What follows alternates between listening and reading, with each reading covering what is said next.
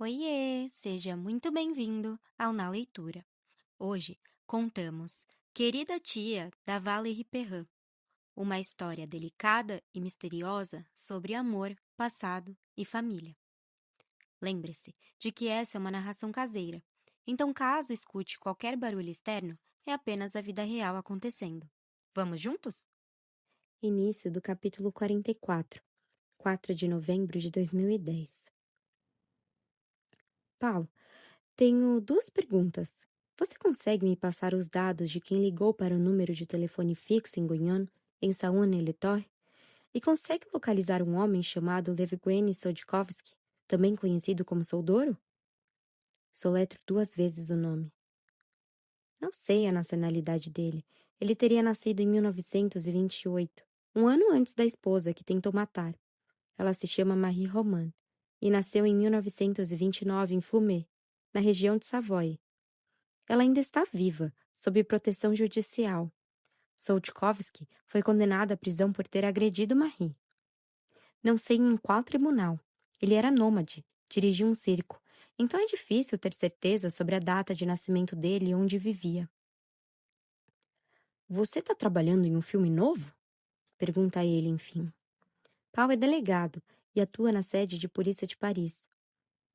Não, eu tô tentando entender os mistérios da vida da minha tia. Da sua tia? É, ela era sapateira. E acredite, são muitos os mistérios da vida dela. Como a vida de qualquer pessoa, sem dúvida. Então você vai fazer um filme sobre isso? Não. Tá. Fora isso, tudo bem? Tudo indo, e você? Tudo bem. Aquela rotina sem rotina, a vida normal de policial. Soube da sua separação. Você voltou pra França? É, voltei para Paris há 3 anos, com minha filha. Pierre também voltou, mas mora com a nova mulher. Agora estou na Borgonha, na casa que era da minha tia. Mas quando eu voltar, a gente podia sair para tomar um chopp. Combinado. Qual é o número de telefone que você quer rastrear?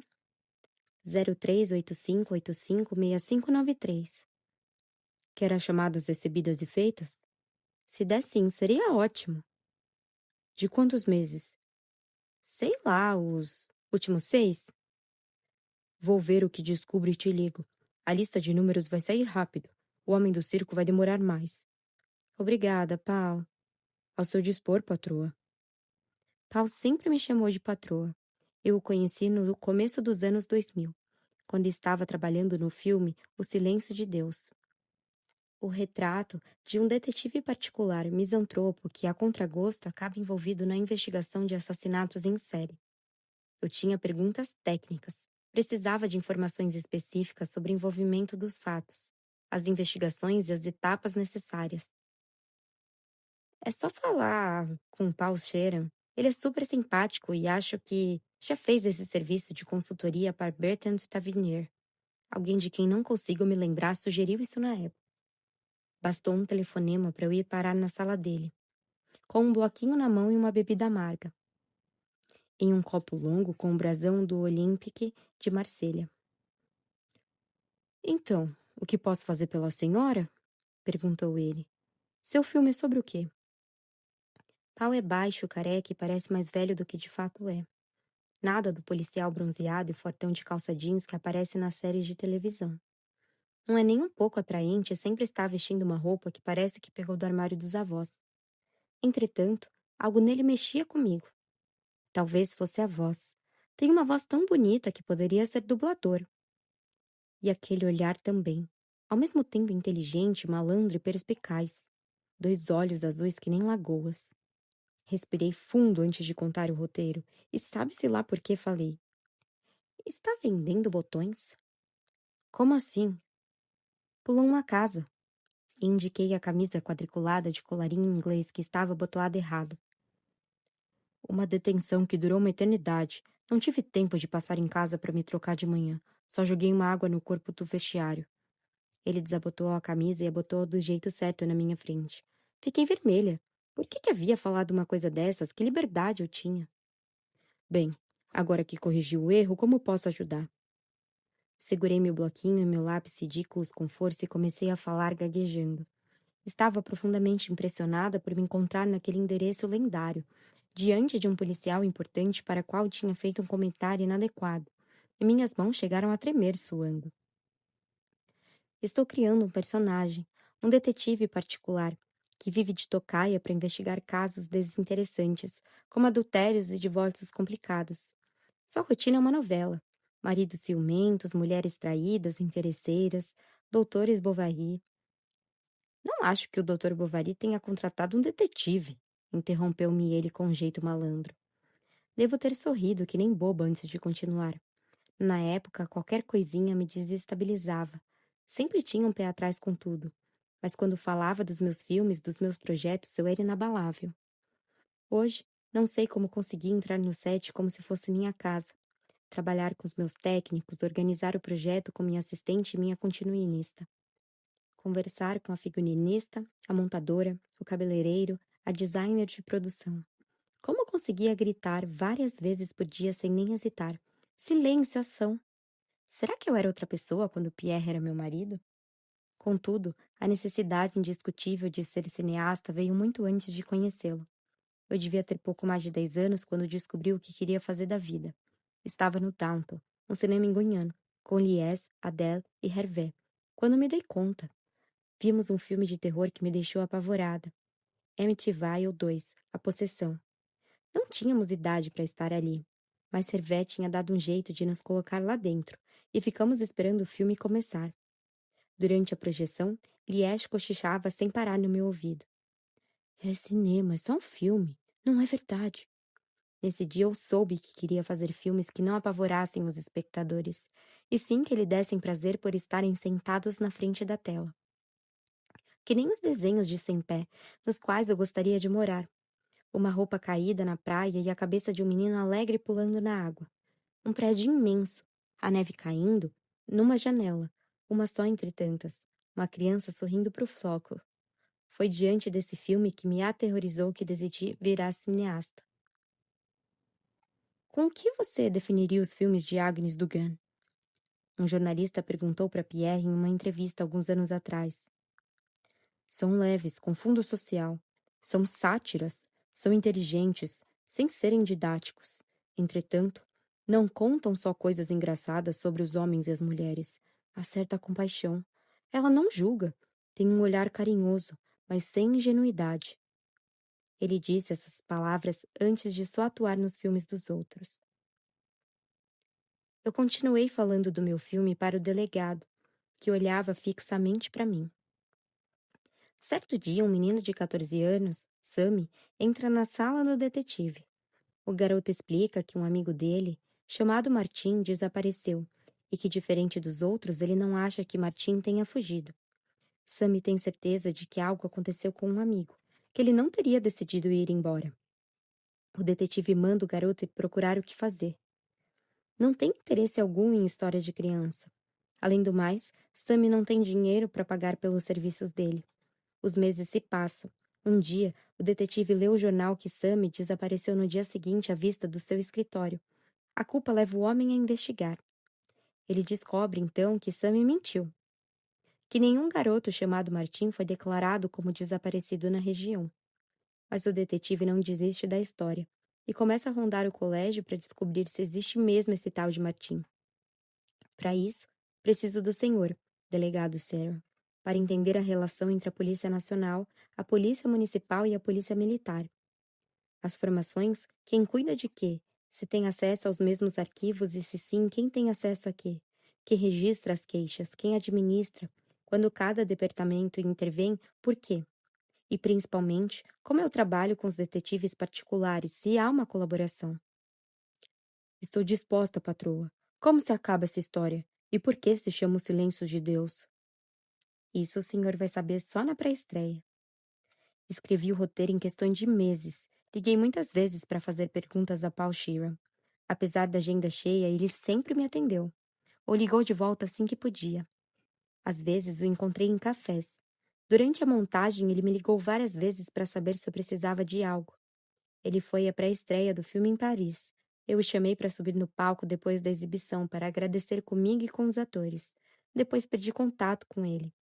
A gente se deseja feliz ano novo todo dia primeiro. Ele me mandou mensagem quando viu meu último filme para elogiar, e o tempo passou. E enquanto passava, minha tia morreu 2 vezes. Agora é preciso organizar seu velório, cremá-la, espalhar um pouco das cinzas no estádio de Anjaville e deixar a urna ao lado dos meus pais em Lyon. Uma montanha a escalar. Fim do capítulo 44. Início do capítulo 45. 5 de novembro de 2010. Ninguém acorda um belo dia e pensa: legal, hoje eu vou encher a cara e cheirar tudo que eu vir pela frente. Não sei porque a nossa conversa deu essa guinada. Lies e eu estamos no crematório de Creusot. O caixão de Colette, em madeira sublimável, está sendo consumido na câmara de incineração a 850 graus Celsius. O agente funerário nos disse que levaria no mínimo 1h30 para o corpo virar cinzas, depois que podia variar de acordo com o tamanho do defunto. No caso da minha tia, não deveria demorar. Combinei com a Ana que não faria uma cerimônia de velório no crematório, e sim no cemitério de Lyon, em meados de novembro, para dar um tempo de publicar uma nota de falecimento e dela voltar bonita e bronzeada do paraíso. O agente com quem escolhi o caixão me deu o contato da pessoa certa, para dar um jeitinho e recolher uma pequena parte das cinzas, no intuito de, seguindo os desejos de Colette, espalhá-las pelo estádio de Jean-Laville. A urna oficial permanecerá no crematório até a cerimônia em Lyon, quando será disposta no túmulo onde jazem meus pais. O nome de Colette será gravado na lápide decorada com um violino e um piano. Antigamente, eu queria repousar junto a Pierre quando não estivesse mais aqui. Se bem, há 3 anos eu já não estou tanto aqui. A maior parte de mim adormeceu. Algumas pessoas nunca superam o fim de um relacionamento amoroso. Isso existe mesmo. Ainda há alguns anos, Ana perguntava: Mãe, isso existe mesmo? Para tudo.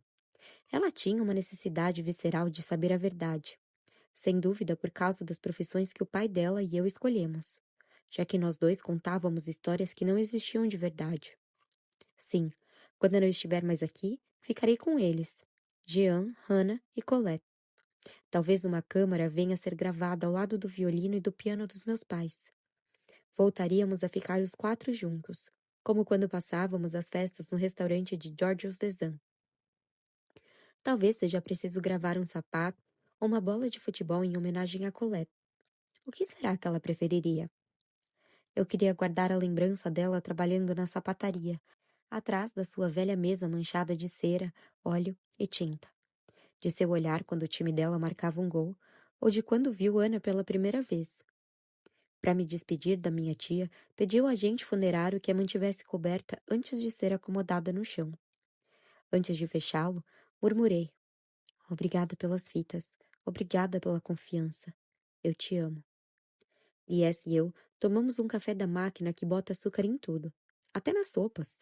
O corredor onde esperamos as cinzas dá para o jardim interno. As árvores estão sem folhas e o céu carregado. O piso branco, de uma feiura acinzentada, dá o toque final à cena lúgubre.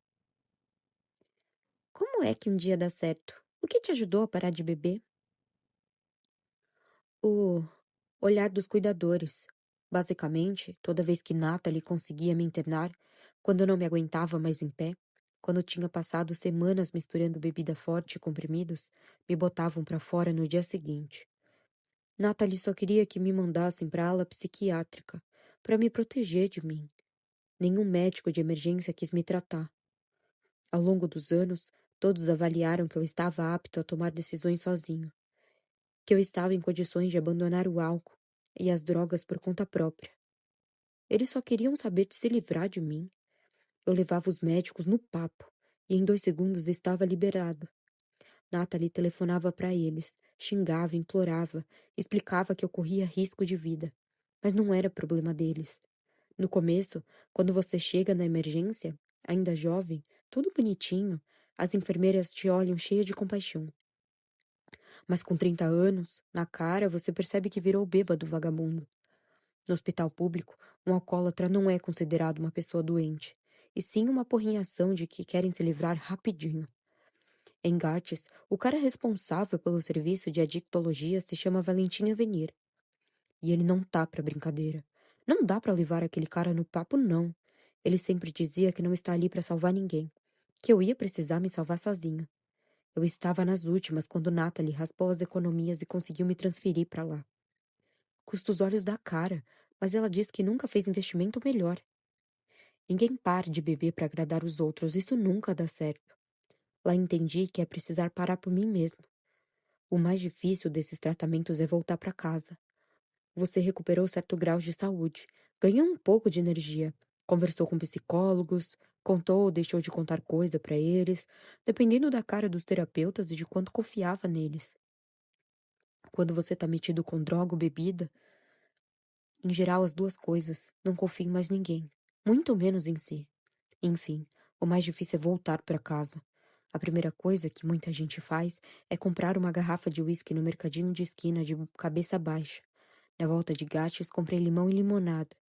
Estou aqui na sua frente, sóbrio e magnífico, esperando as cinzas da sua tia em um lugar que dá vontade de morrer. A vida não é linda? Quando foi a última vez que você viu Sharp?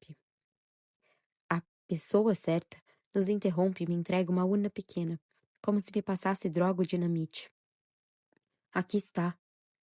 Não sei nem o que responder. Aqui um pedacinho da sua tia, aqui uma vida, aqui acabou. A gente é coisa pouca, e minha amiga Rosa me contou isso hoje cedo. Murmura um agradecimento e seguimos caminho. Lies pegou o carro de um colega emprestado. Não quis ir de Ferrari, nem de Citroën de Adele. Para homenagear Colette, escutamos um CD de solo de piano do meu pai. A peça Ária na Corda Sol, da suíte número 3 em Ré maior de Bach. Enquanto Lies dirige, segura a urna firmemente de olho na estrada. Voltam a mim as avenidas de Los Angeles, que eu percorria de carro, com Ana na cadeirinha. O crescimento de Ana que eu testemunhava pelo meu retrovisor. Os quilômetros que atravessávamos naquela cidade imensa. A luz. Morávamos em uma bolha, em Pacific Palisades. Eu tinha meu lar, meu ninho para Pierre e Ana, um escritório enorme, só meu, com vista para o mar. Fazia yoga, nadava na piscina, tinha uma vida saudável e muito dinheiro, bunda durinha e barriga sarada, mas perdia a alegria e o meu marido. Em algum lugar entre Sunset Boulevard e Melrose Studios Hollywood, perdi também a vontade de filmar. Era tudo fake. Eu tinha virado motorista da minha filha. Era tudo longe. Eu insistia em levá-la à escola, aula de dança, aula de piano, aos aniversários. Não queria deixar essa tarefa para Cornélia. Para o piano, acabei mandando entregar o instrumento em casa e contratei um professor particular. Ana já estava num nível tão avançado, tinha tanta paixão que não pensei duas vezes. Volta a mim a hora do rush, o horror dos engarrafamentos entre as 7 e as 10 da manhã e 4 das 7 da tarde. Em Los Angeles é para comer bem, respirar bem, mas só quem tem dinheiro. Senão você morre, mora em um carro empacado no meio dos outros carros. O sonho americano. Falar inglês, treinar o sotaque, ver um monte de filmes sem legenda, conversar com a gente 1000 vezes por dia para finalmente conseguir fazer um filme. Todo mundo recebe você calorosamente. Em todo encontro, parece que você moveu montanhas. Mas não dá em nada. Por que a gente inventou de se mudar para lá mesmo? Nem lembro quem de nós dois fez a seguinte pergunta. E se a gente mudar para Hollywood? Na praia de Malibu, nem dá para mergulhar no mar, só admirar. Jess estaciona na frente da casa da rua Frendins, me arrancando imediatamente do devaneio. Oi, Gunhan. Adeus, Santa Mônica. No papel é chique dizer que a gente mora em Los Angeles, principalmente para quem é do cinema. Mas qual é a dimensão da vida do tapete vermelho? Quer que eu entre com você? Pergunta Lies. Não, obrigada por vir comigo. Eu o abraço. Vou continuar escutando Colette, a voz dela nas fitas. Assim ela fica um tempo comigo. Às vezes, é meia hora de pássaros cantando. Especialmente meros, no quintal dela. Às vezes, 15 minutos de jogo de futebol. Como se ela gravasse os dias da vida. Queria terminar antes da cerimônia. Tem uns 10 dias pela frente. Tá, me liga se precisar que eu venho, oferece ele. Pensa só, digo abrindo a porta. Se Colette não tivesse morrido 2 vezes, com certeza a gente não teria se visto de novo. Que coisa! E eu nunca teria conhecido Lynn, declara ele sorrindo. Vai sair com ela de novo? Vou até me casar com ela. Sério? Óbvio que é sério. Já passou da hora de começar a viver. Lies me vê sair com a urna na mão. Antes de ir embora, ele abaixa o vidro do lado do carona. A última vez que vi Sharp foi o ano passado, em Keynes. Ele dá a partida e, imóvel, vejo seu carro sumir rua fora. A voz de Colette inunda a sala outra vez. Deitada no colchão inflável, de olhos fechados, deixei a urna contendo um pouquinho dela na frente da porta do quarto. Vou amanhã bem cedo ao estádio para não encontrar ninguém. Será a última vez que minha tia vai acordar cedo. Quando eu aparecia na sapataria ou na cozinha aos domingos, lá pelas 9, 10 da manhã, parecia que ela já tinha começado o dia fazia muito tempo. Colette. É importante lembrar que o verão de 1971 foi muito quente. Ainda não se falava de aquecimento global, e quem ousava tocar no assunto na televisão era visto como doido varrido.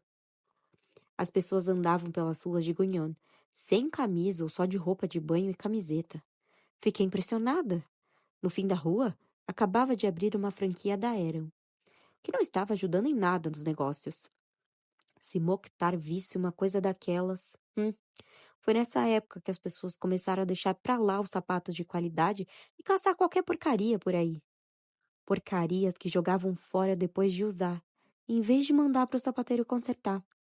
De qualquer forma, quando esses sapatos não se danificavam, ficavam mesmo inutilizados. Não tinha mais o que fazer. E as pessoas logo corriam para comprar um par novo. Para maior decepção da senhora Brestiani, dona da loja de sapatos. Lembra que ela sempre olhava para os pés da gente antes de dizer oi, para verificar se os sapatos eram da loja dela? Ela ri. Uma risada abafada, murmura alguma coisa indecifrável e continua. Colette. Felizmente, ainda me restavam os cintos, as bolsas, as carteiras e os saltos, os casamentos, os batismos, as comunhões e os enterros. E muitos homens que usavam sapatos de qualidade. Homens que trabalhavam nos escritórios da usina.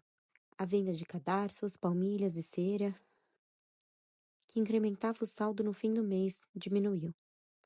Imagine só. Esses vendedores de sapato ordinários também ofereciam essas coisas. Vendiam até meia calça de nylon.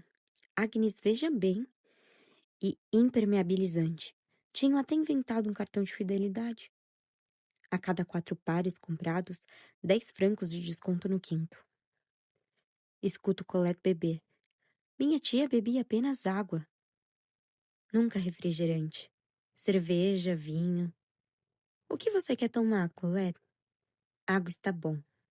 Até na barraquinha do estádio. Na derrota ou na vitória. Nada de brinde. A única exceção era a véspera de Natal, porque o irmão sempre servia uma taça de champanhe que ela nunca teve coragem de recusar.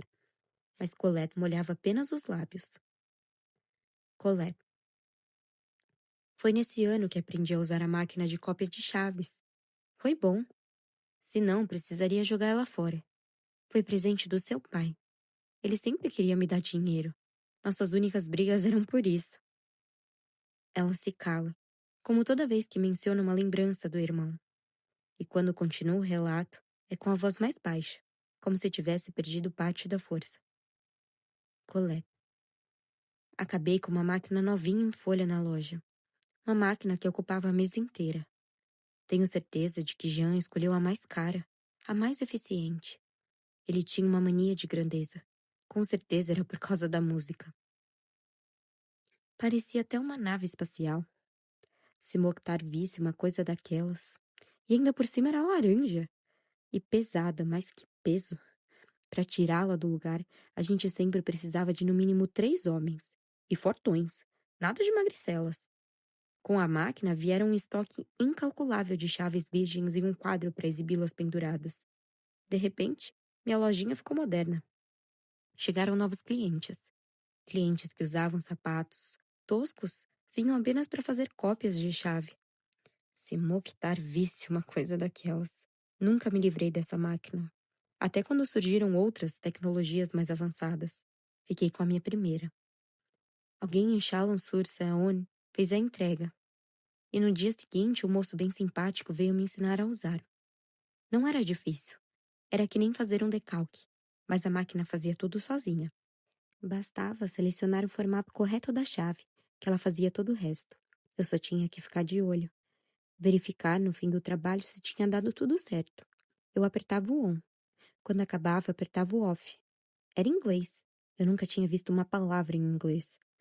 Foi assim que, em plena onda de calor, no verão de 1976, comecei a vender chaves.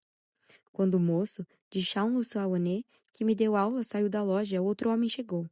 Eles se encontraram. Ela muda a voz. Bom dia, senhora September. Posso chamá-lo de Colette? Ai, como ele era lindo. Nunca vi alguém tão lindo. Eu me segurei na minha máquina laranja. Eu me orgulhava dela, de possuir aquela modernidade, mas minhas pernas ficaram bambas. Ele voltaria a treinar no dia seguinte. Estava de bermuda e regata azuis e alpargas pretas. O braço dele era esbelto e musculoso. A pele marrom brilhava por causa do calor. Eu nunca tinha olhado daquele jeito para um jogador. Nele eu via o homem, não a lateral esquerdo. Os cachos dele não estavam mais escondidos pelo gorro. Ele estava suado.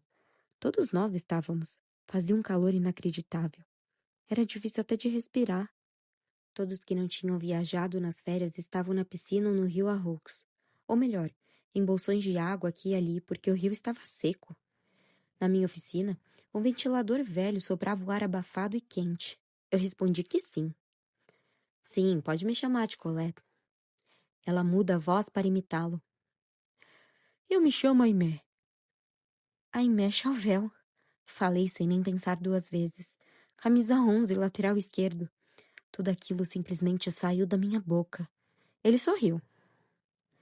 Todo mundo diz que você é a maior torcedora de time e que sabe tudo de futebol. Todo mundo quem? Os jogadores, as torcidas organizadas, os técnicos, os jornalistas, os vendedores. Ah, é gente abesta mesmo. Está gostando da nossa cidade? Estou. Perguntei onde ele estava morando, embora já soubesse. Eu já o tinha visto entrar e sair de casa. Ele me contou que tinha alugado um apartamento pequeno, acima do Café Thriller, na Praça Fortes. Se ficasse ali mais tempo, porém, talvez arranjasse uma casa. Mas uma casa para morar sozinho. Aos 18 anos era má ideia. Hoje é o meu aniversário, ele disse. Fingi surpresa outra vez. Eu sabia a data de nascimento de todos os jogadores. A idade deles tem mesmo muita importância. São carreiras curtas. Feliz aniversário, então. Dei de presente para ele um par de cadarços preto. Sempre acaba servindo para alguma coisa, murmurei ao entregá-lo para ele. Aimé aceitou surpreso. Obrigado, Colette, obrigado. Depois perguntei como podia ajudar. Ele me entregou um saco plástico contendo um par de mocassins velhos de couro marrom.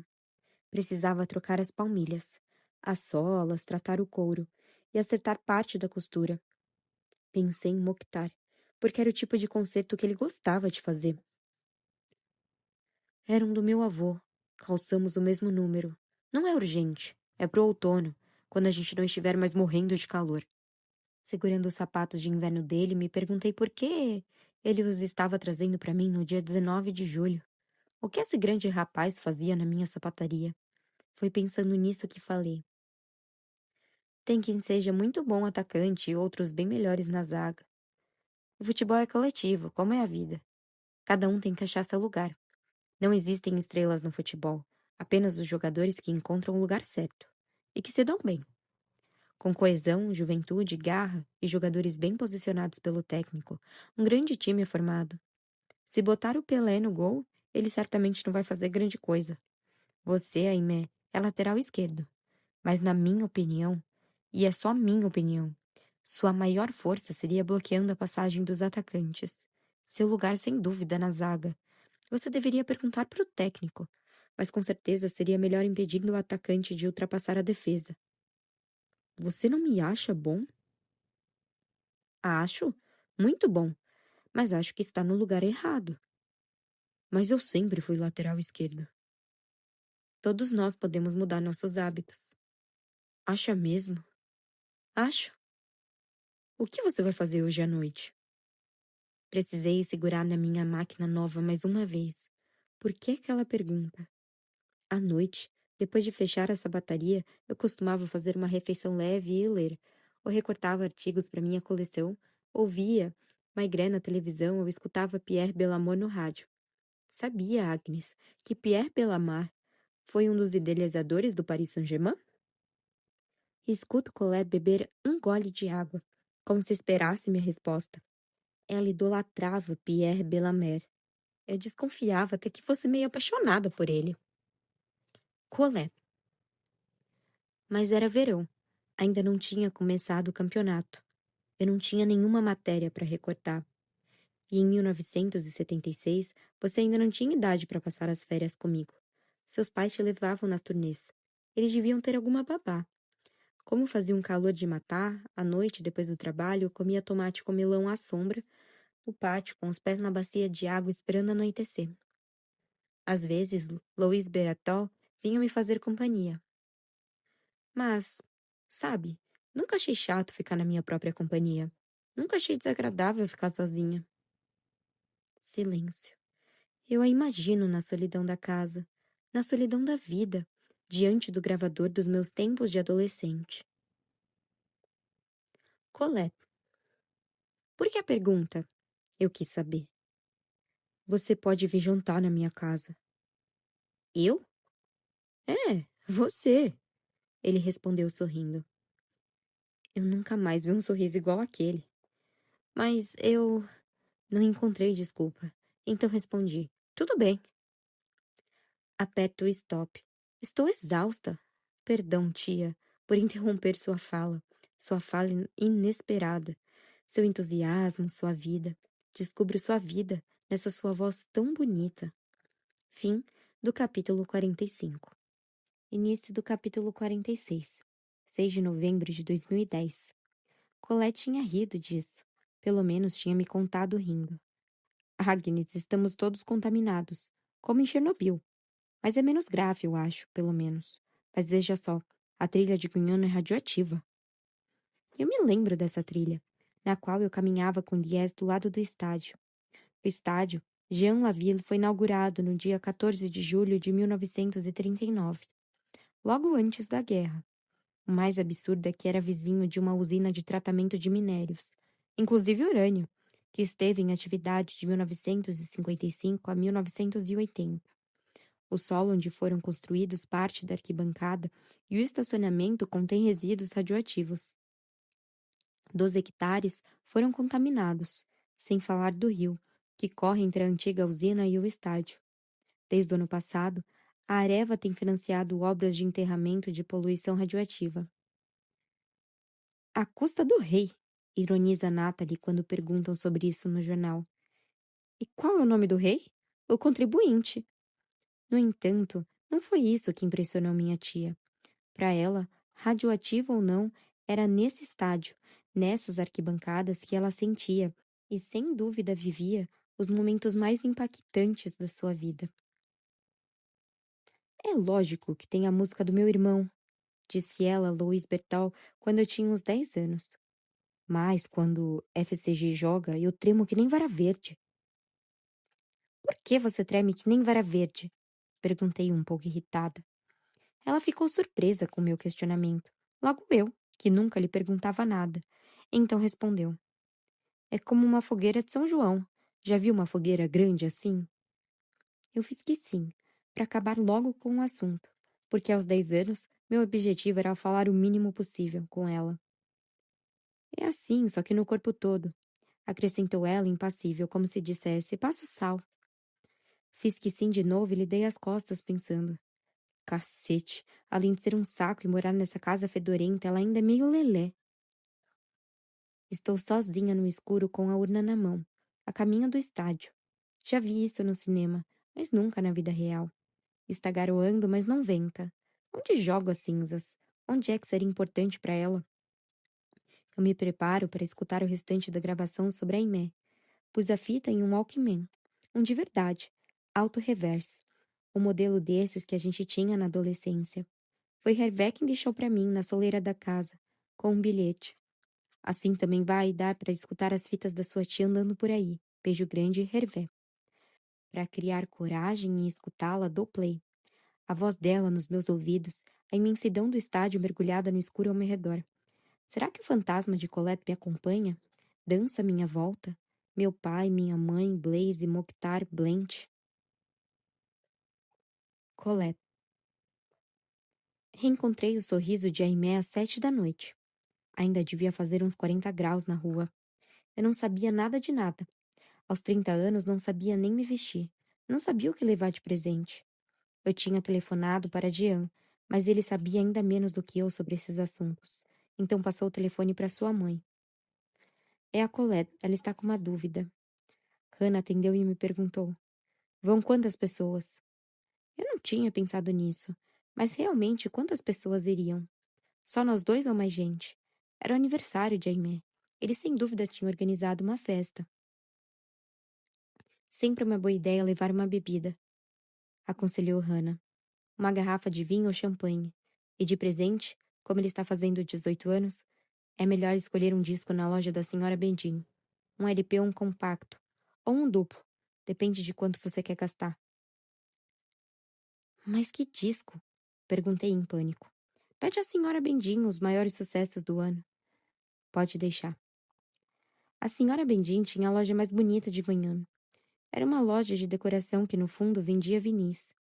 Estantes inteiras de discos, incluindo todos os gravados pelos meus pais. Ficavam todos lá, na prateleira mais alta. Colette. E o que eu visto? Perguntei para sua mãe. Vá causar que o Sr. Salsun vai te orientar. Como você sabe que ele se chama Sr. Salsun? E a senhora Bedin, de onde você conhece ela, Hannah? Ela riu e me respondeu. É porque a gente visita os dois todo dia, 24 de dezembro, desde que me casei com seu irmão. Ah, verdade. Obrigada, Hannah. Ela riu mais. Sua mãe era de rir. Ria muito. Por nada, por tudo. Eu amava muito, você sabe. Jean a amava também. Amava do jeito dele, no mundo dele, mas amava. Eu não fui à loja do Sr. Sassan. Encontrei um vestido. Um vestido velho, mas, como eu não tinha ganhado 1 quilo desde os 18 anos, talvez desde os 16, 17, ainda cabia. Era um vestido de verão que eu tinha ganhado de Blaze.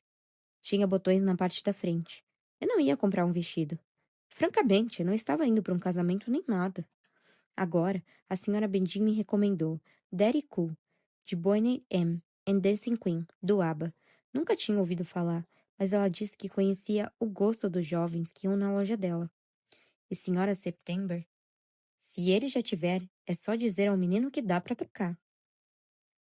Ela achava que eu ia ao aniversário de uma criança, não de um jogador de futebol de 18 anos. Não sei por quê, mas comprei também uma lixeirinha de mesa. A senhora Bendin perguntou se precisava embrulhar para presente ou se era para mim. E não tive coragem de responder que era para o menino. Então disse que era para mim. E embrulhei sozinha. Ele estava sozinho, Agnes. Achei que fosse encontrar o time todo do FCG ali para comemorar o aniversário dele. O técnico, os jogadores, a família. Imediatamente perguntei: Quantas pessoas você está esperando? Mas ninguém, só você. Ele respondeu distraído, como se isso fosse só um detalhe. Vou esquentar uma comida pronta, mas passei também no Delicatessen e comprei champanhe. Escolhi na sorte, nunca bebo. Nem eu, respondi. Água está bom. Está bom. Mas estou fazendo 18 anos. Virei adulto, maior. Ele olhou fixamente para mim com seus olhos escuros e devo ter gaguejado. Lógico, pode ser, se você quiser. Fiquei feliz que você veio, Colette. Ele me disse isso como se cantasse. Estava feliz, leve. Era o contrário em campo. Como todos os grandes jogadores. Ele era alto. Eu sei, já falei isso. Mas era gigante. e eu toda pequenininha na frente dele. Se eu o abraçasse, minha cabeça ficaria na altura do seu peito, do coração. Eu me lembro de Aimé Chauvel. Um dia passei por ele quando eu fui fazer compras na loja dos pais de Lies. Como sempre, entreguei o papel com a lista escrita pela minha tia. Aimé entrou. Parecia ter uns 30 anos, e eu era adolescente. É verdade que ele era especialmente bonito. Corei quando ele me cumprimentou, porque sabia meu nome. Colette. Ele abriu um armário e tirou amendoins, que serviu em uma tigela, e 2 copos simples para tomar champanhe, pedindo desculpas por só ter aqueles copos. Mas se preferir, posso ir lá no café Telet pedir taças. Um dos copos tinha uma imagem do Popeye, com um cachimbo na boca.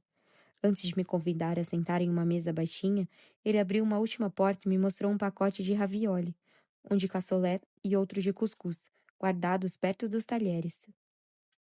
O que você prefere? A gente escolhe depois? Tudo bem, murmurei.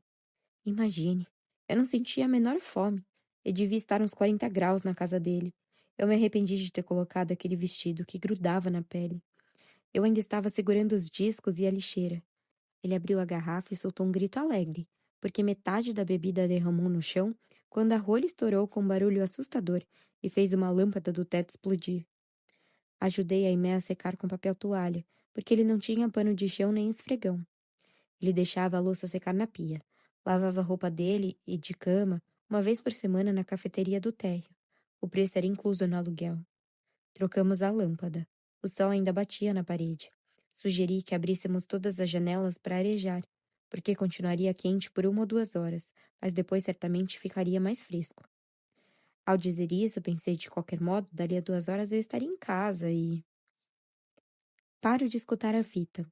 Estou sonhando? Ou alguém acabou de encostar no meu ombro? Atrás de mim, uma sombra. Solta um grito de susto. Apavorada, a pessoa que acabou de me tocar pula para trás. Não se assuste, te assustei. Ai, desculpa, desculpa. Reconheço a voz no escuro. Meu Deus do céu, Lois! Onde você se meteu? Vai me explicar, afinal? E que hora para dar as caras, hein? Às 6 da manhã no estádio, cacete. Me perdoa, Agnes. Eu tô voltando de Lyon. E passando pelo estádio, reconheci o carro amarelo de Lies no estacionamento. Eu estranhei. Você estranhou? Mas, sinceramente, Lois, não está estranhando tudo nesses últimos 15 dias? Hein? Não está achando tudo muito estranho? Abre o berreiro, como dizem. Começa a chorar que nem um bezerro desmamado, como também dizem. Minha mãe usava essa expressão. Lois fica afastado, não tem nem coragem de chegar mais perto. Por onde você andou? Pergunto. Ele hesita, muda o peso do corpo de um pé para o outro.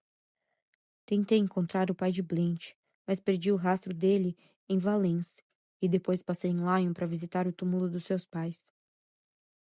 Tentou encontrar o pai de Blanche? Em Valence? Você sabe o nome dele? Ele se chama Sodkovsky, murmura como se o homem fosse nos ouvir. Yevgeny Sodkovsky, acrescenta. Fico pasma. Como você sabe? Escutei uma conversa entre Colette e Blanche um dia. Blanche já morava na casa da sua tia, e eu estava consertando a máquina de lavar pela 1000ª vez. Uma porcaria que nunca funcionou direito. Elas devem ter esquecido que eu estava no cômodo ao lado. Olha! Gritou Colette para Blanche. Olha, estão falando dele aqui na revista. Colette leu a matéria, articulando palavra por palavra. Era em uma revista que uma amiga dela tinha pegado em uma sala de espera. A revista em questão era a Nouveau Detective, de agosto de 2003. Eu me lembro da capa, uma foto de Marie Trintignant, que tinha acabado de ser assassinada. A França inteira estava em choque. Elas encontraram a matéria sobre Sodkovsky pouco menos de um ano depois da publicação da revista. Você acha que ele ainda está vivo? Pergunto. Acho. Por que achou que fosse encontrá-lo em Valência? Eu o escuto fungar. Um ano antes de Colette morrer de verdade, decidi investigar esse homem. Achei um detetive particular em Mâcon, mas não deu em nada. Só me custou os olhos da cara. Mas aí, acabo de encontrar uma mulher em Valência. Não há dúvida de que foi assassinada pelo vizinho, um tal de Victor Socha. Era amante dela. A polícia publicou no jornal uma foto de Sosha. O detetive o reconheceu. Era uma foto de celular tirada pela vítima. O famoso Sosha não era Sosha. Como é que é? É Soltkovski. Ele fugiu da noite pro dia, depois que a amante foi encontrada morta. Perco a força dos braços. As cinzas quase caem no chão, mas recupera a urna no último segundo. O que é isso? Pergunta Lois. É a titia, minha tia. Parte dela. Um pouquinho. Algumas cinzas. O resto será enterrado com meus pais em Lyon. Dessa vez, quem cai no choro é Lois. Que situação. Nós dois no frio, no escuro e na garoa, no meio do estádio, um do lado do outro. Eu com um fone de Walkman pendurado no pescoço, abraçada na urna.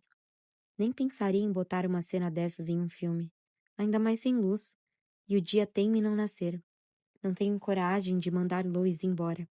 Contudo, gostaria de ficar sozinha. Por outro lado, estou morrendo de curiosidade para saber da matéria. E de Blent. Sobretudo de Blent. E para ver a foto do velho soldouro. Vai voltar para casa, Lois? Vou. E dessa vez vai ficar por lá? Vou, para sempre. Quando eu terminar o que eu tenho que fazer aqui, passo lá para tomar um café. Combinado, murmura ele encostado a mão na urna. Até logo. Ele se afasta, mas logo eu grito. Você tem ideia de onde ela gostaria de ficar nesse campo? Ele para por um momento. Então eu volto a escutar, pronunciando nomes de time como se enxergasse uma série de jogos na madrugada. A maior vitória de Guignon, que de fato levou o time ao Stade de France, foi nas quartas de final da Copa da Liga Francesa. Strasbourg contra Guignon. Nosso time ganhou de 2-0 em 19 de fevereiro de 2000. Xavier Colli marcou o último gol, bem ali. Com um gesto, ele aponta para o gol. Achei que Colette ia cair dura. Como sempre, ela não gritou. Nada. Ficou em pé. Rígida. Branca que nem um fantasma. As mãos fechadas, um toque de orgulho no olhar. E o sorriso que ninguém nunca entendeu. Colette tinha dois sorrisos, o de tristeza e o de alegria. Mas nunca dava para saber qual era qual. No dia 3 de abril, jogamos a semifinal contra o Red Star. Mas não foi aqui. Foi em outro estádio. Fomos de ônibus, com Colette e todos os torcedores da época. Terminou 2-2. Foi para os pênaltis. Imagina a gente, nosso coração a mil. Um gol, 2, 3, 4. E a cada cobrança defendida pelo nosso goleiro, o do outro time agarrava também. Última chance. Nosso goleiro Richard Trevino defendeu o chute do Red Star e o próprio Richard saiu do gol. Cobrou o último pênalti e o goleiro deles não pegou. Pimba, bem no canto do gol. O Guignon ganhou por 9-8. Dessa vez, quando caiu a ficha de que íamos para a final, Colette soltou um grito. Um grito engraçado, que nem o de um bicho pego na armadilha. Uma voz aguda, mas foi só isso. Logo estava de novo em pé, rígida, as mãos fechadas, mas branca ainda, transparente. Abraça a urna como nunca abracei Colette na vida, em carne e osso, com um dos seus vestidos esvoaçantes. Fora isso, tem a primeira vez, murmurou Lois. A primeira vez? A primeira vez que ela veio aqui ao estádio para ver um jogo. O dia em que, por assim dizer, ela se casou com a bola. Nos vemos depois. E ele some na escuridão. Será que as bolas de certas vitórias têm alma? Fim do capítulo 46. Início do capítulo 47. Colette foi em um jogo de futebol pela primeira vez em uma tarde de domingo no dia 7 de outubro de 1956. Estava nublado, caía uma chuva fina que ia e vinha. O gramado estava escorregadio. Eram 820 torcedores, incluindo ela, Blaise e o Marquês. Colette e Blaise estavam na quarta série. Ela tinha um pouco de medo de ir. Medo ou talvez pouca vontade. Só veria meninos lá, acompanhando os dos pais, fraternidades inteiras. Em Guignon, o futebol já era um esporte muito conhecido. Estava na boca do povo. Para Colette, porém, era outro mundo.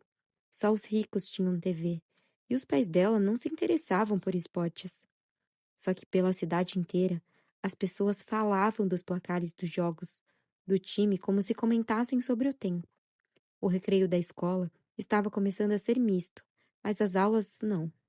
O encontro entre meninas e meninos eram sempre cheios de desconfiança. Nos intervalos, Colette e Blaise não se falavam, embora fosse permitido dentro da escola. Blaise implorava a Colette que fosse com ele ao estádio. O Marquês sentaria longe, e no intervalo eles comeriam amendoim e beberiam refrigerante, uma bebida gasosa de laranja que nunca tinha provado. Daria até vontade de voltar para ver jogos por toda a eternidade. Mas tem certeza de que meninas podem ir? Francamente, Colette, em que mundo você vive? Vou com que roupa? Com a roupa que você vestiria na escola. Mas é bom colocar um casaco. Às vezes faz frio na arquibancada. O pai e a mãe deixaram a garota ir. Desde sua memória mais distante, Colette vivia com Blaise, e Blaise com Colette. Eles deram os primeiros passos juntos. Ela de botinas velhas e ele com sapatinhos bonitos. Para encontrá-la, ele calçava um par de botas de caça que o Marquês usava quando era menino. Blaise sempre ficava chocada ao pensar que o pai já tinha sido criança. Logo ele, que parecia o mais adulto dos adultos. Ele sentiu uma coisa estranha ao calçar as botas. Será que viraria uma pessoa como o pai? Seca e rígida? No caminho que separava a entrada do castelo e a fazenda, Blaise e Colette sempre acabavam se esbarrando. O soberano dominava a exploração. Eles necessariamente se viam todos os dias. Blaise nunca tinha visto uma menina fazer um trabalho tão penoso. Já vira homens debruçados sobre a terra, trabalhando arduamente, carregando fardos pesados, mas nunca uma menina. Vez ou outra ele a ajudava, sem que os outros soubessem, a colher batatas ou a pastorear as ovelhas. Assim ela poderia brincar um pouco. Por volta dos 6 anos, Blaise a ensinou a nadar do peito na lagoa da floresta, e depois a andar de bicicleta. Colette, por sua vez, o ensinou a cuidar de girinos em uma bacia antes de devolvê-los à água natural, quando começavam a se transformar, a reconhecer cogumelos boleto, portine e cantarelo, a diferenciar chapins de pintacículos ou a identificar o cheiro das tilhas, faias e carvalhos. Como presente de aniversário de 7 anos de Blaise, Colette pôs no colo dele um cordeiro, para que ele sentisse o calor da pureza. O animal pegou no sono no colo do menino. Blaise disse do fundo do coração que aquele foi o aniversário mais maravilhoso que ele já havia tido. Até a morte de Robin September, ela fez com que o menino e o cordeiro se encontrassem várias vezes. De manhã, eles iam juntos à escola, fosse com a marquesa, fosse de bicicleta. Antes, Colette ia a pé, mas a marquesa estacionava o carro no acostamento para ela ir com Blaise no banco de trás. Depois de Anne também passou a ir com eles. Colette e Blaise eram bons alunos. Haviam entendido que para terem paz precisavam tirar boas notas, principalmente Blaise. Para Colette era aquilo e pronto. Os pais dela não estavam nem aí para o boletim. Por outro lado, o Marquês não admitiria que o filho andasse com uma má aluna. Essa era a condição. Blaise sabia que iria para a universidade para virar uma pessoa importante. Importante como? Ele não fazia ideia. Muito cedo, Blaise confessara seu segredo a Colette. Um segredo infeliz que crescia dentro dele conforme ele também crescia, e que o condenaria se um dia os pais e o restante do mundo ficassem sabendo. Colette fingiu espanto, embora sempre soubesse que Blaise gostava de meninos. Esse tipo de atração não era algo raro entre animais. Ela não entendia porque o amigo via aquilo como uma doença vergonhosa. Confiava mais no que aprendia com bichos e a natureza do que naquilo que as pessoas diziam. A menina procurou um segredo para confessar em troca, mas não encontrou nenhum. Poderia inventar algum, mas Blaise não merecia ouvir uma mentira. Blaise, por sua vez, tinha horror a futebol, mas era obcecado por um jogador 3 anos mais velho que servia bebidas e sanduíches na lanchonete dos dias de jogo. Não me deixe sozinho, preciso de você, suplicara ele. Meu pai deixa todo mundo com medo e minha mãe, o futebol. Por fim, Colette soltou um apenas tá bom. O jogo era entre Guignon e o Fontainebleau. Era Guignon que receberia o time adversário no estádio de Enlaville. Colette se surpreendeu ao ver meninas e mães nas arquibancadas, famílias inteiras juntas. Ela achou o gramado intenso, ainda mais do que os pastos onde ela levava os rebanhos. Chegou até se perguntar se aquela grama seria boa para as ovelhas. Dava para sentir o cheiro de comida, uma mistura curiosa de salgado e doce. Era como no parque de diversões itinerante, mas o odor de carne predominava. São as linguiças, explicou Blaze. Ele usava um casaco azul marinho e sapatos novos. Vez ou outra, soprava nas mãos largas para se esquentar e se esticava para procurar a lanchonete. Indistinguível do lugar onde estava. Blaze se parecia com a mãe. Os mesmos traços finos, o mesmo cabelo loiro e olhos de um verde imperial. Ele sempre havia sido imenso. Era a única coisa que tinha em comum com o pai.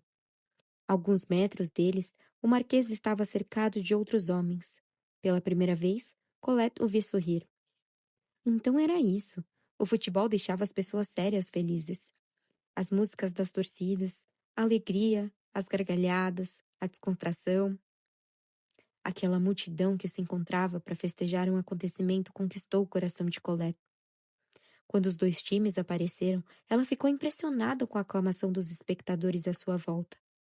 Nunca tinha visto aquele entusiasmo coletivo. Ficou toda arrepiada. O coração acelerou. Ela encostou no pulso. Batia forte sob a pele. Blaze tinha explicado algumas regras básicas, mas no fim, o importante era marcar gol.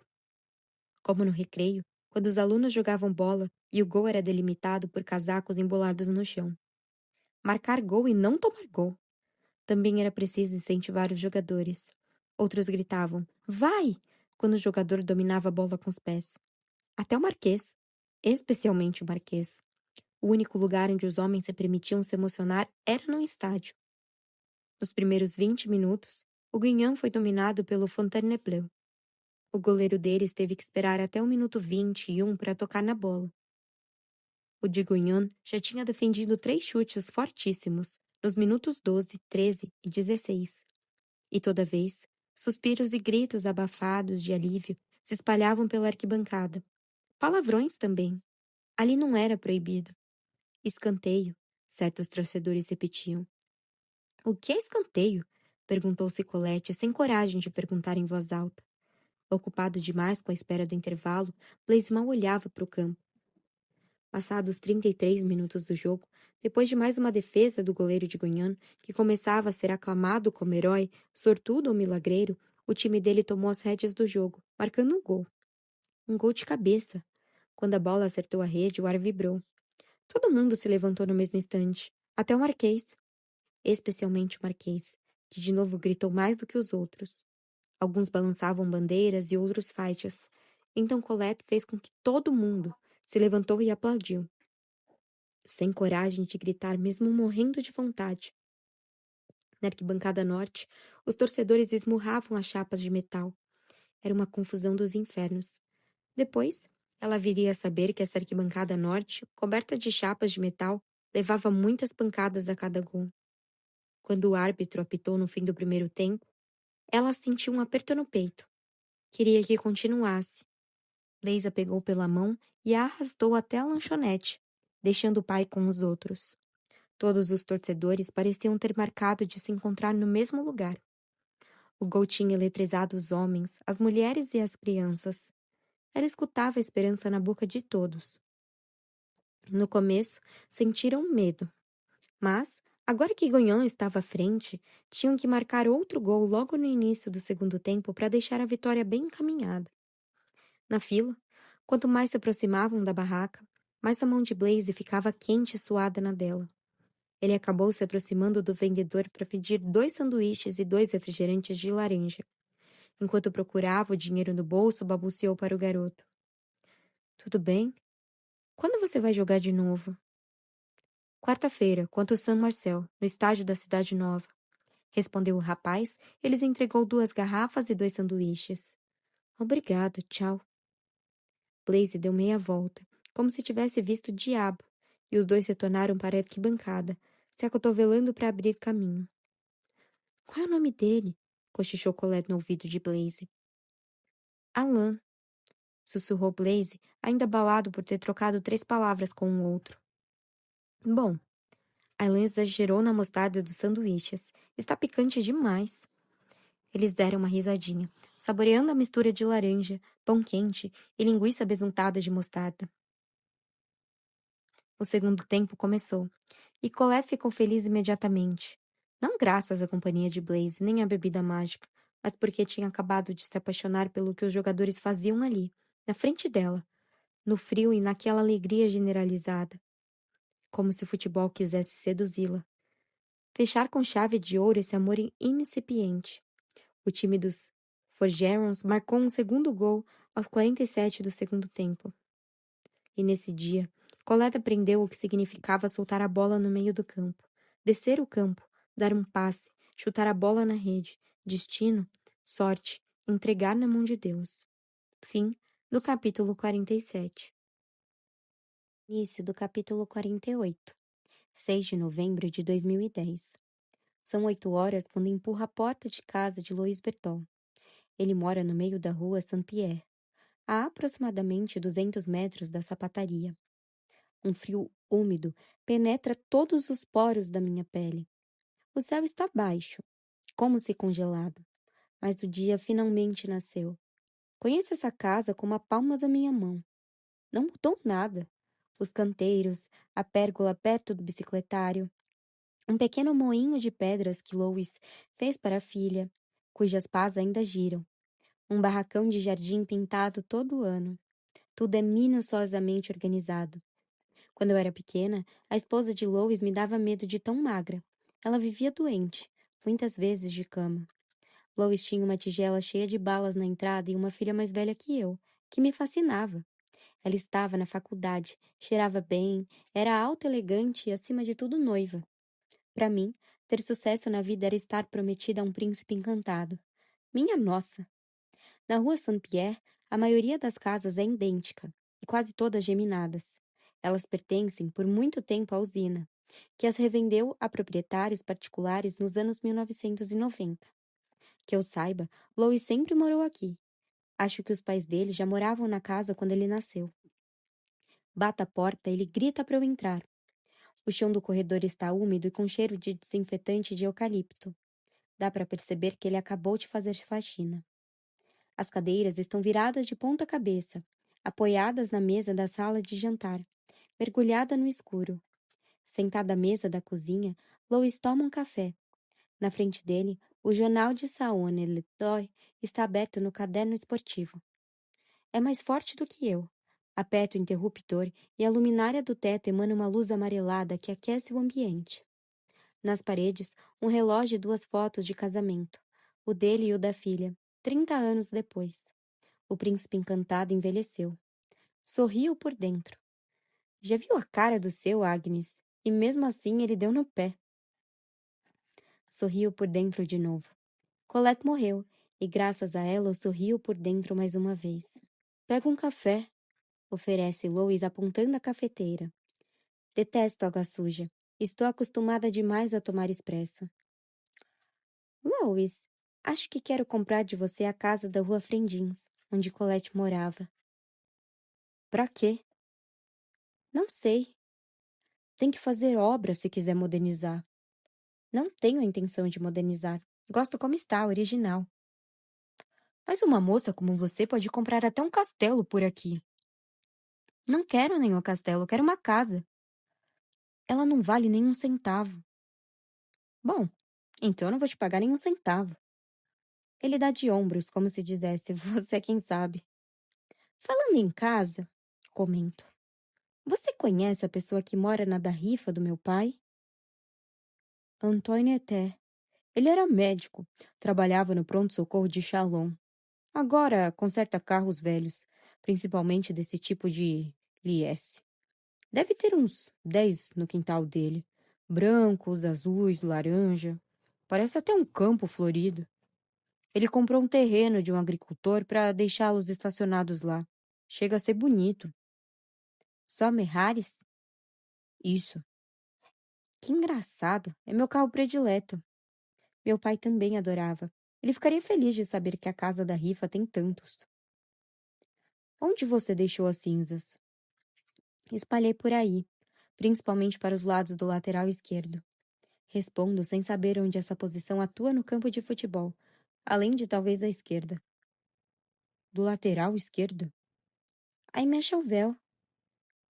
Está falando do Aimé por quê? E você está vermelho por quê, Lois?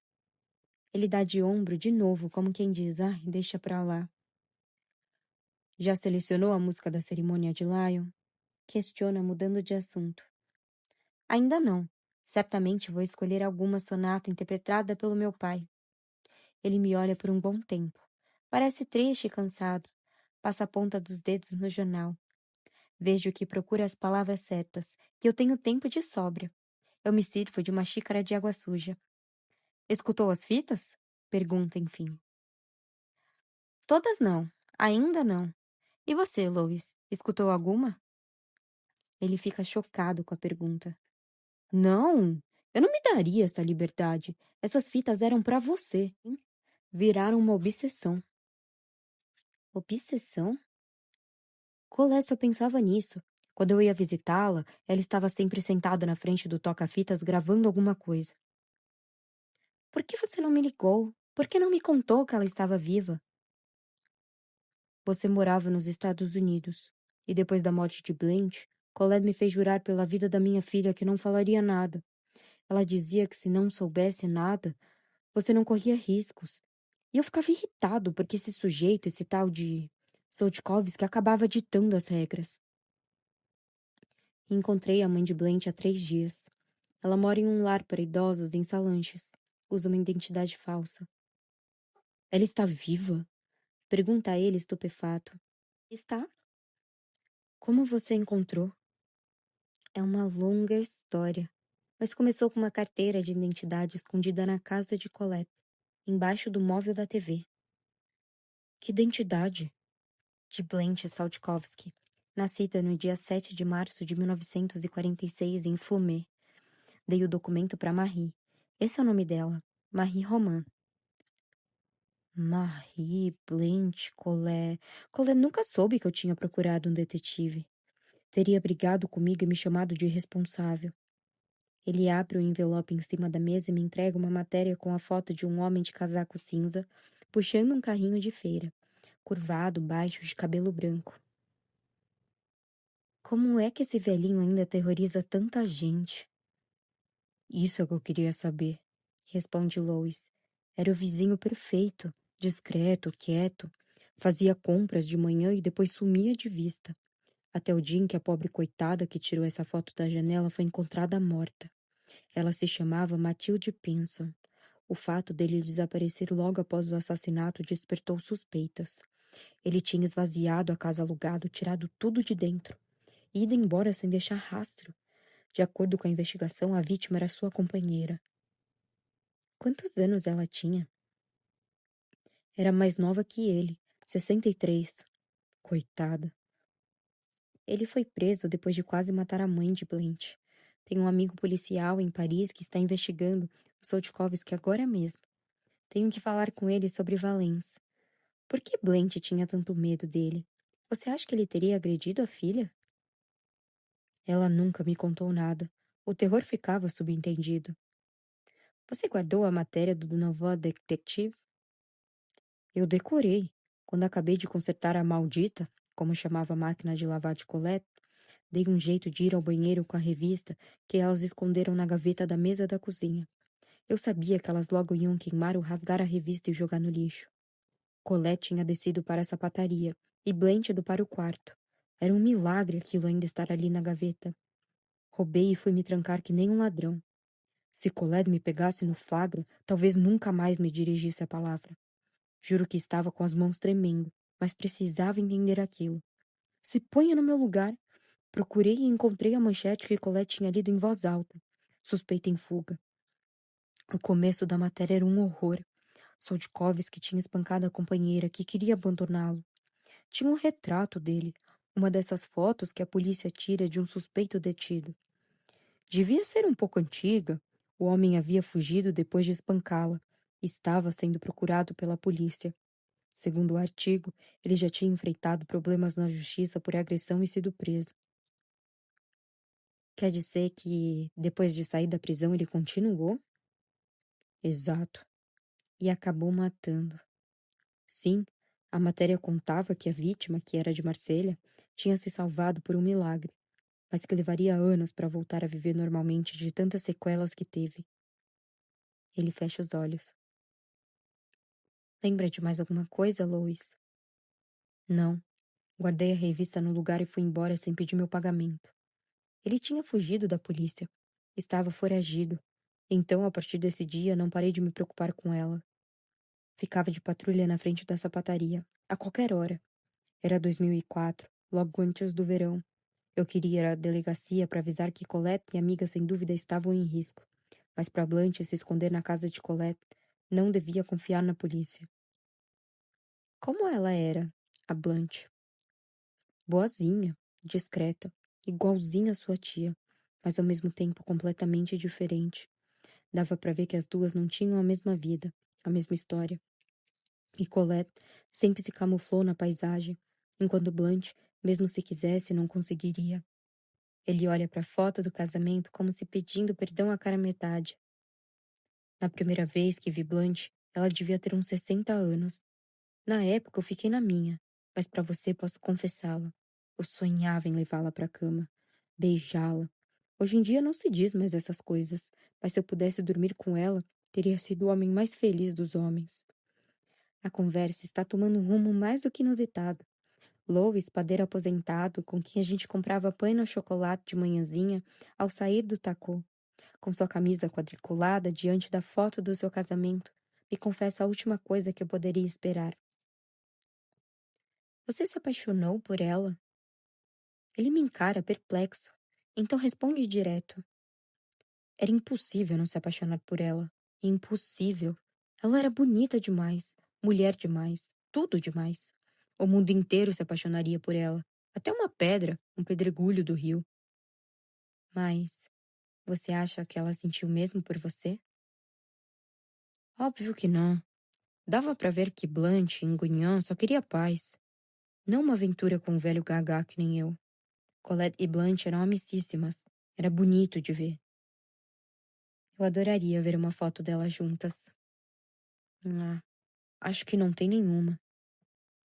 Mas elas saíam, faziam alguma coisa fora de casa? Não que eu saiba. Que loucura. Você acha que uma já fingiu ser a outra? Acho que não, não sei. Quando você soube de Blanche, quer dizer, que Colette a escondia? Na Copa da Liga.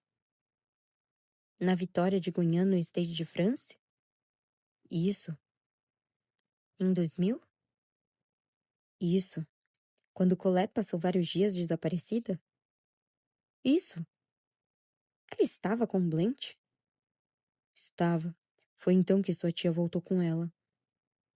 Blanche passou 7 anos morando em Guion? Sim, 7 anos. Fim do capítulo 48.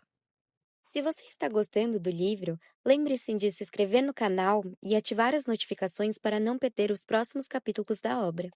Beijos!